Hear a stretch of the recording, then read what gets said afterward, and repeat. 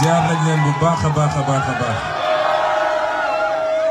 di leen masawu xam naa ni xaar ngeen lu yàgg waaye suba ba léegi yéen a ngi suivre caravane bi ni ko président de ci waxee foo dem rek day mel ni foofa la waaye y a une mobilisation exceptionnelle à Bakel boo xam ne boo ko méngaleeg situation bi nga xam ne moom la àdduna yëpp xam te muy situation bu Bakel di dund day multiplier cette mobilisation par 10. Bakel maa ngi leen di nuyu di leen féliciter di nuyu la coordination départementale de Pastef Bakel, tous les militants et les militantes ku ma ci xam ak ku ma ci xamul xam leen ni suñu xol sedd na ci yéen et je veux vous féliciter ci seen taxawaay ci le combat pour la révolution bi nga xam ne tey moo jur résultat bi di nuyoo ñi nga xam ne ñëpp nag ñëw nañu pour jàpp ci liggéey bi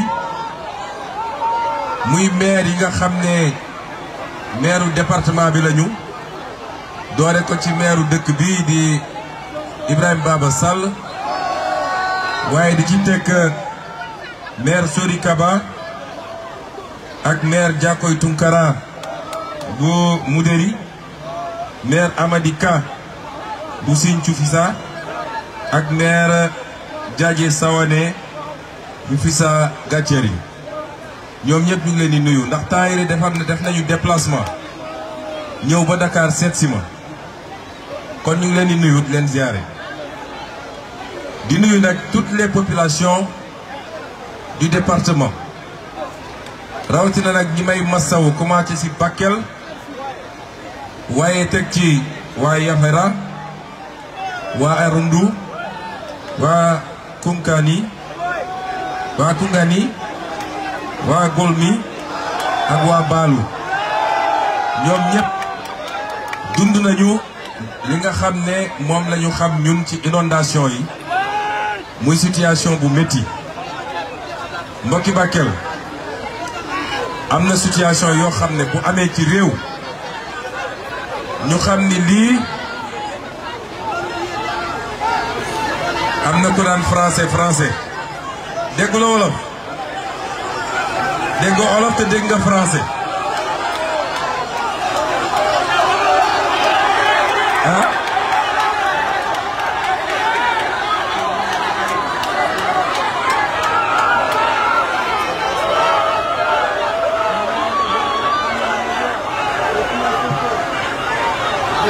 population de Bakel, ce que je voulais dire simplement, c'est qu'il y a des situations qui relèvent de la volonté divine et qui peuvent frapper une nation ou un peuple à tout moment.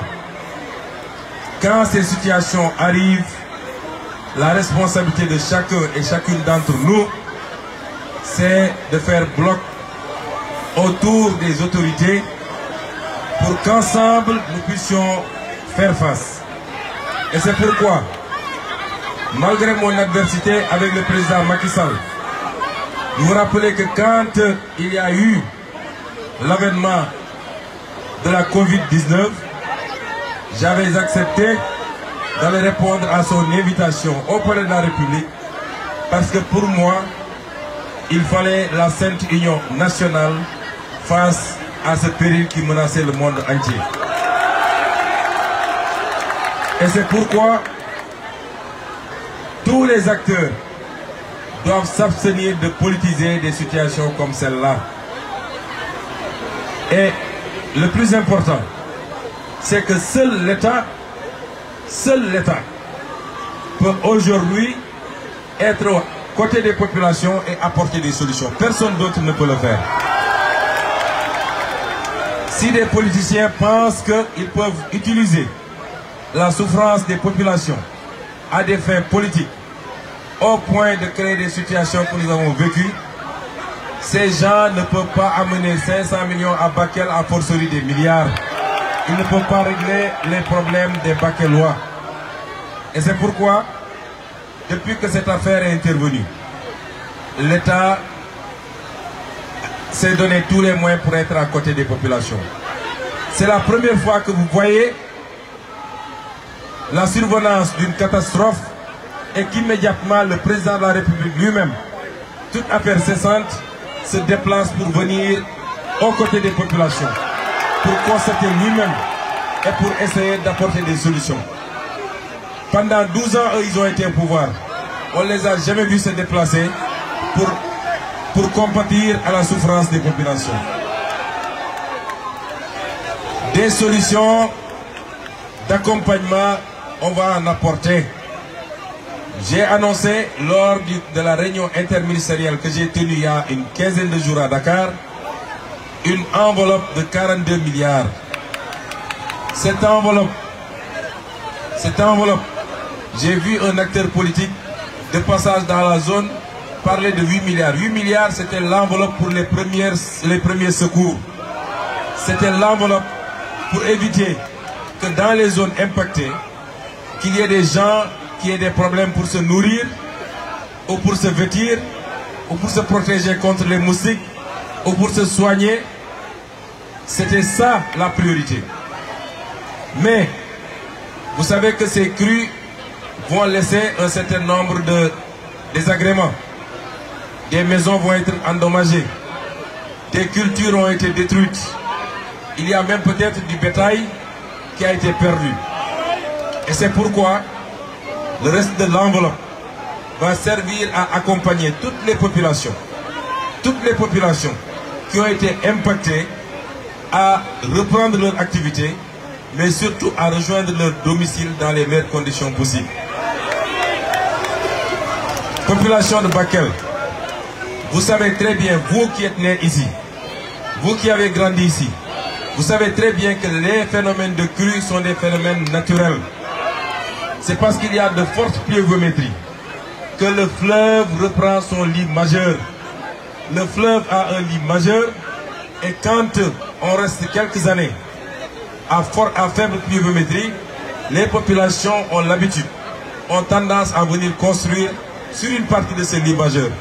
Mais à chaque fois que la pluviométrie reprend, le fleuve a tendance à reprendre son lit naturel et c'est ça qui justifie les crues que vous connaissez.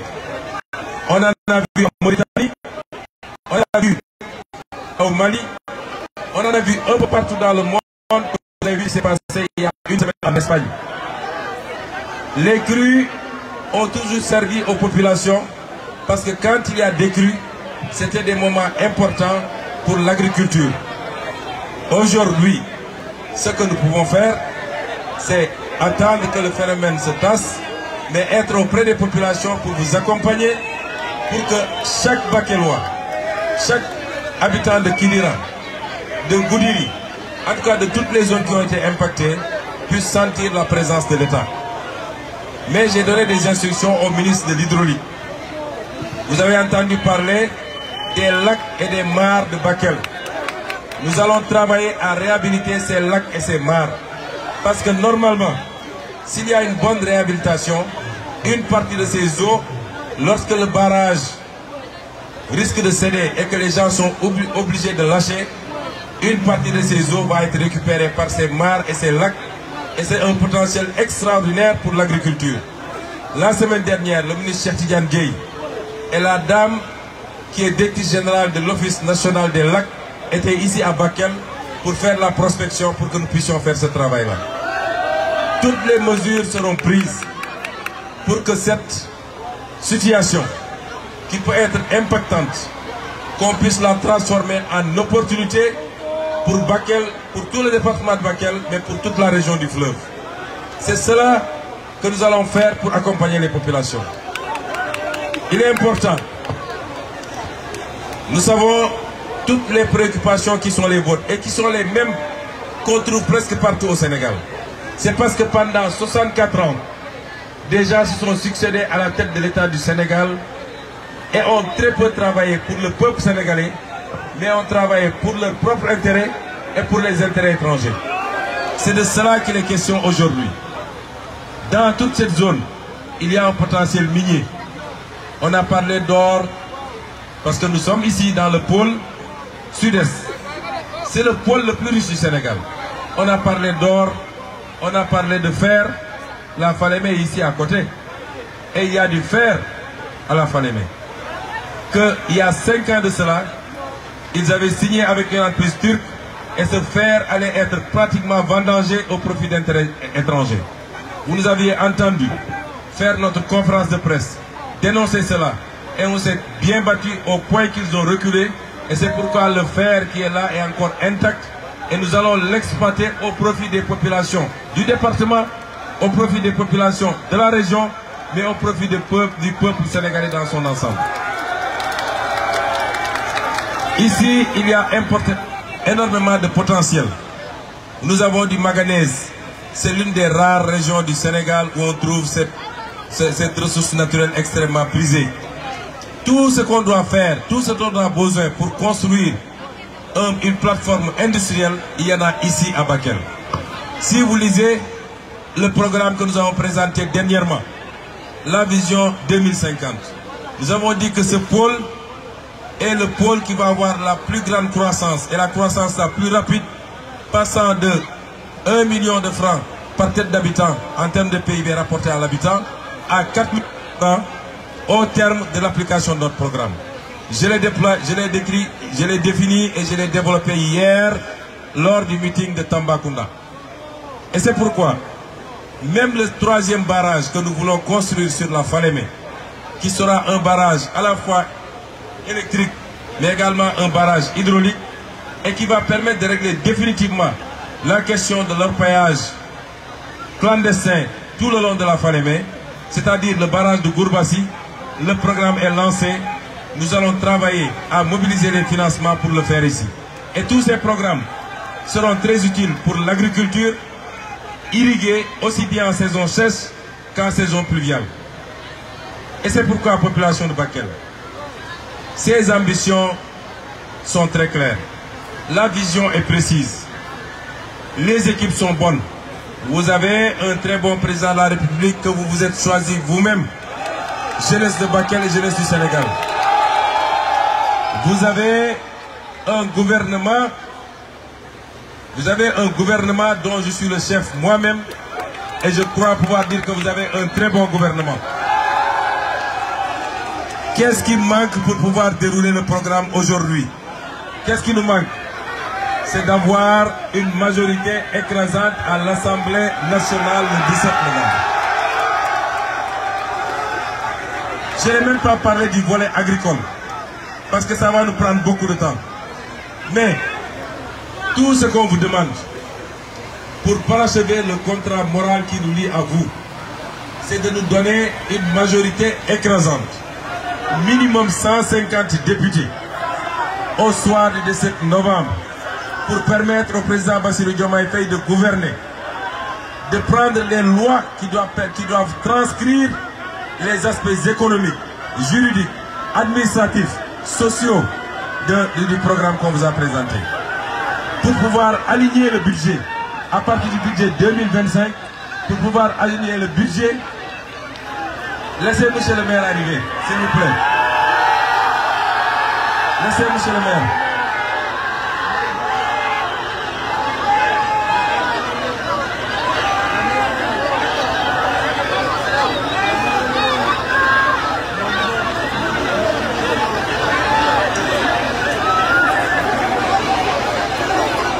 Calmez-vous s'il vous plaît.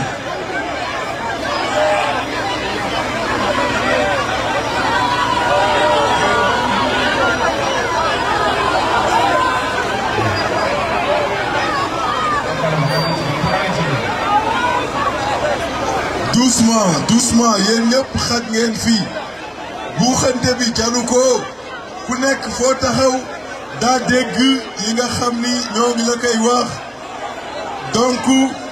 donc dal leen bu baax a baax ñu continuer